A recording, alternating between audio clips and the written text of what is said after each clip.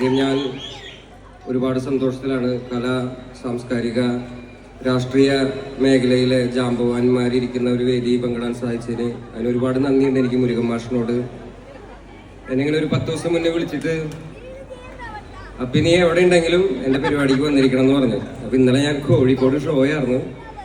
അപ്പം ഞാൻ മാഷിനെ വിളിച്ചിട്ട് ഞാൻ പറഞ്ഞു, മാഷെ ഞാൻ പ്രേതമായിട്ടെങ്കിലും വരുമെന്ന് പറഞ്ഞു. പക്ഷെ ഭാഗ്യത്തിന് ചത്തില്ല, ഞാൻ വന്ന്.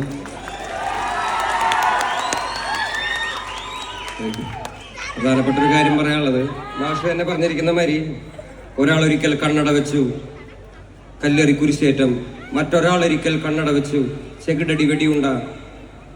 ഇതെല്ലാം അറിഞ്ഞിട്ടും നമ്മൾ സമൂഹത്തിൽ നടക്കുന്ന അനീതികൾക്കെതിരെ ഒരു പുതിയ കണ്ണട എടുത്തു വെക്കാൻ നമ്മളെല്ലാവരും ശ്രമിക്കാറുണ്ട്.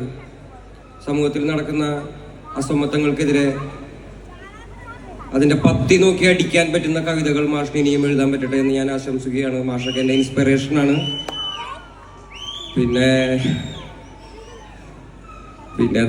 എനിക്ക് മക്കളോടാണ് പറയാനുള്ളത്, നല്ല കവിതകൾ കേൾക്കുക, നല്ല പുസ്തകങ്ങൾ വായിക്കുക, സമൂഹത്തിലെ ഉച്ചനീതിത്വങ്ങളെ മനസ്സിലാക്കാൻ പറ്റുന്ന കണ്ണടകൾ നിങ്ങൾക്ക് വെക്കാൻ പറ്റുമെന്ന് ഞാൻ ആശംസിക്കുന്നു. ജയ് ഭീം.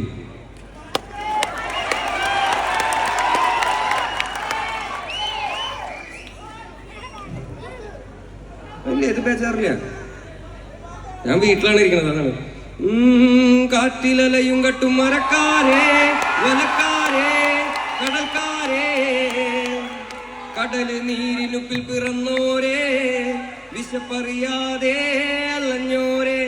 കാറ്റിലലയും കട്ടും മരക്കാരേ വലക്കാരേ കടൽക്കാരേ കടല് നീരിനുപ്പിൽ പിറന്നോരേ വിശപ്പറിയാതെ അലഞ്ഞോരേ. ജയ് ഭീം, ജയ് ഭീം.